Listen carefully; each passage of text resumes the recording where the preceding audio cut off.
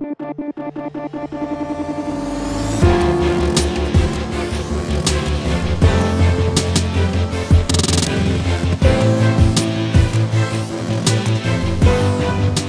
rapport à une solution Software Defined Storage classique, une solution hyper convergée est d'abord livrée préintégrée et c'est une solution complète qui comprend en plus des outils d'administration qui permettent d'avoir une vue unifiée de tout le système, pas que de la partie stockage. Et c'est ça qui va vraiment faire la différence. D'autre part, comme c'est une solution préintégrée validée par un seul constructeur, au niveau du support, le client n'a affaire qu'à un seul interlocuteur qui va lui assurer la maintenance de toute la solution.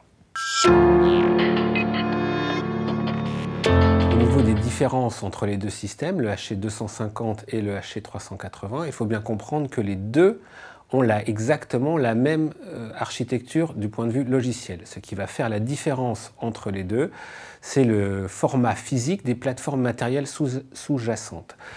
Dans le cas du HC250, on est sur un format physique où on a 4 serveurs et le stockage dans 2 U. Au niveau du HC380, on a un nœud, serveur et son stockage, dans 2 U. Donc on est beaucoup plus dense sur le HC250, mais en contrepartie, le HC380 va pouvoir monter beaucoup plus haut en termes de capacité par nœud.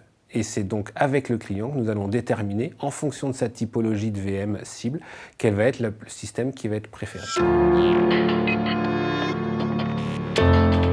Pour comprendre la différence entre l'infrastructure composable et l'hyperconvergence, il faut bien saisir la stratégie HPE qui est d'apporter de l'agilité à tous les niveaux de l'infrastructure. Donc l'hyperconvergence apporte l'agilité au niveau logiciel et la simplicité d'administration qui permet d'administrer au travers d'une interface unique VM, bientôt container et l'infrastructure sous-jacente. Et au niveau de l'infrastructure composable, là on est sur une plateforme qui est très agile mais au niveau matériel. Donc en fait les deux ne vont pas se concurrencer mais se combiner, et ce sur quoi travaille HPE aujourd'hui, c'est porter ces logiciels d'administration hyper convergentes sur de l'infrastructure composable pour donner le meilleur de l'agilité à ses clients.